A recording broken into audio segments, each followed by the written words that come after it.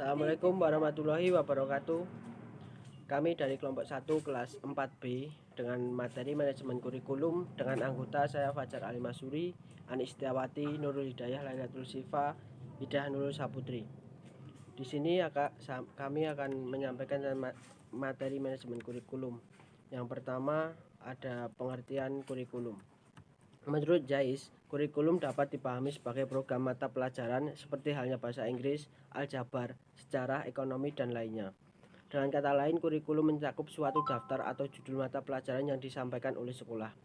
Pandangan lain menyebutkan bahwa kurikulum adalah isi mata pelajaran tertentu dalam program atau data dan informasi yang terekam dalam membimbing pelajaran melalui buku catatan yang diperlukan dan disediakan dalam rencana pembelajaran. Selain itu, kurikulum adalah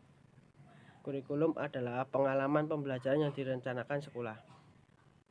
Pengertian kurikulum menurut UU nomor 20 tahun 2003 pasal 1 ayat 9 tentang sistem pendidikan. Kurikulum adalah seperangkat rencana dan pengaturan mengenai tujuan, isi, dan bahan pelajaran serta cara yang digunakan sebagai pedoman penyelenggaraan kegiatan pembelajaran untuk mencapai tujuan pendidikan tertentu. Selanjutnya ada ruang lingkup kurikulum. Yang pertama ada konsep kurikulum. Konsep kurikulum adalah sesuatu yang direncanakan sebagai pegangan guna mencapai tujuan pendidikan. Yang kedua, fungsi kurikulum. Fungsi kurikulum dalam rangka mencapai tujuan pendidikan. Fungsi kurikulum bagi anak, fungsi kurikulum bagi guru, fungsi kurikulum bagi kepala sekolah dan pembinaan sekolah. Selanjutnya, fungsi kurikulum bagi orang tua murid. Yang ketiga ada komponen kurikulum. Komponen kurikulum yang pertama ada tujuan, bahan pelajaran, proses belajar mengajar, yang terakhir evaluasi dan penilaian. Selanjutnya pengembangan kurikulum. Pengembangan kurikulum adalah kegiatan yang mengacu untuk menghasilkan kurikulum. Yang terakhir landasan pengembangan kurikulum. Yang pertama landasan filosofis, landasan sosial budaya, landasan psikologis, landasan organitoris.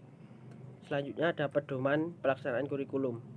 Yang pertama, pelaksanaan kurikulum didasarkan pada potensi. Yang kedua, kurikulum dilaksanakan dengan menegakkan kelima pilar belajar. Yang ketiga, pelaksanaan kurikulum memungkinkan peserta didik mendapat pelayanan. Yang keempat, kurikulum dilaksanakan dalam suatu hubungan peserta didik dan pendidik. Yang kelima, kurikulum dilaksanakan dengan menggunakan kedekatan multi-strategi dan multimedia. Yang keenam, kurikulum dilaksanakan dengan mendayagunakan kondisi alam sosial dan budaya serta kekayaan daerah. Yang terakhir, kurikulum yang mencakup seluruh komponen kompetensi mata pelajaran, muatan lokal, dan pengembangan diri. Manajemen dalam kurikulum. Manajemen kurikulum adalah kurikulum sebagai rancangan pendidikan mempunyai kedudukan yang sangat strategis dalam seluruh aspek kegiatan pendidikan. Tahap kegiatan manajemen kurikulum. 1. Tahapan perencanaan meliputi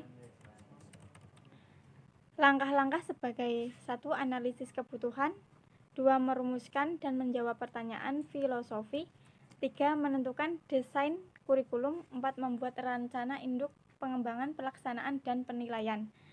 Tahap kedua, tahap pengembangan.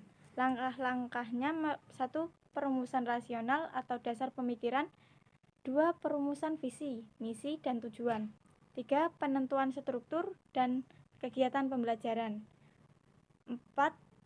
Pemilihan dan pengorganisasian materi, 5. Pengorganisasian kegiatan pembelajaran, 6. Pemilihan sumber, alat dan saran belajar, 7. Penentuan cara pengukur hasil belajar. Tahap ketiga, tahap implementasi atau pelaksanaan meliputi langkah-langkah 1.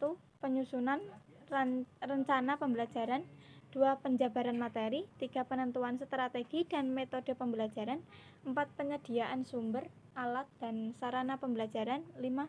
Penentuan cara dan alat penilaian proses dan hasil belajar, 6. Setting lingkungan pembelajaran. Tahap keempat, tahap penilaian untuk melihat sejauh mana kekuatan dan kelemahan dari kurikulum yang dikembangkan, baik bentuk penilaian formatif maupun sumatif. Penilaian kurikulum dapat mencakup konteks input, proses, produk. Penilaian produk berfokus pada mengukur pencapaian proses pada akhir program atau identik dengan evaluasi sumatif. Segi manajemen dalam pengawasan. Yang pertama, pemantauan. Pemantauan adalah aktivitas mengamati proses pembelajaran yang berlangsung. 2. Supervisi. Supervisi adalah bantuan yang memberikan kepada guru untuk meningkatkan kualitas belajar. 3. Evaluasi. Evaluasi adalah pengukuran keberhasilan atau kegagalan berdasarkan pelaksanaan dari perencanaan pembelajaran. 4. Pelaporan. Pelaporan adalah upaya untuk mengomunikasikan, menjelaskan, mempengaruhi, dan melakukan suatu tindakan sebagai bagian dari pengawasan proses pembelajaran. 5. Tindak lanjut. Tindak lanjut adalah upaya perbaikan atas dasar evaluasi. Perkembangan kurikulum baik lokal dan nasional. Perkembangan kurikulum nasional. Perubahan kurikulum dalam arti pengembangan tentu akan berdampak terhadap kesiapan sekolah dan guru untuk mengimplementasikan di depan kelas.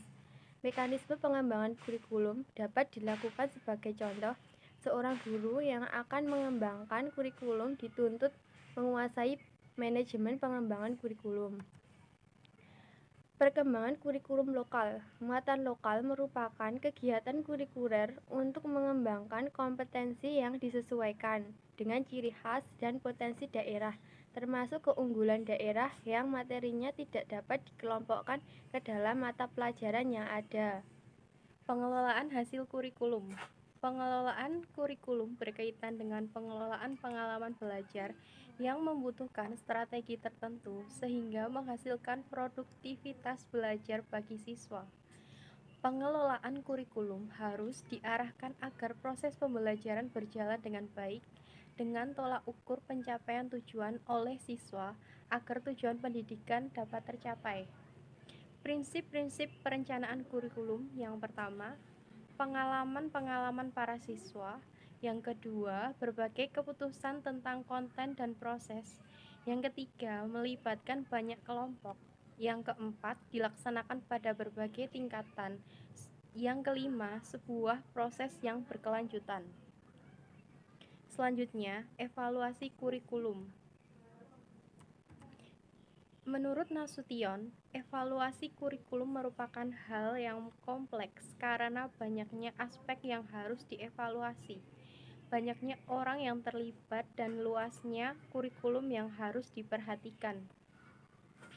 Selanjutnya, tujuan evaluasi kurikulum. Yang pertama, menyediakan informasi mengenai pelaksanaan, pengembangan, dan pelaksanaan suatu kurikulum sebagai masukan bagi pengambilan keputusan.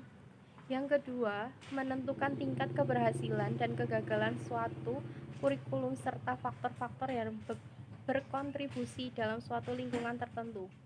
Yang ketiga, mengembangkan berbagai alternatif pemecahan masalah yang dapat digunakan dalam upaya perbaikan kurikulum. Dan yang terakhir, memahami dan menjelaskan karakteristik suatu kurikulum dan pelaksanaan suatu kurikulum. Sekian presentasi dari kelompok kami. Bila ada salah kata, kami mohon maaf. Wassalamualaikum warahmatullahi wabarakatuh.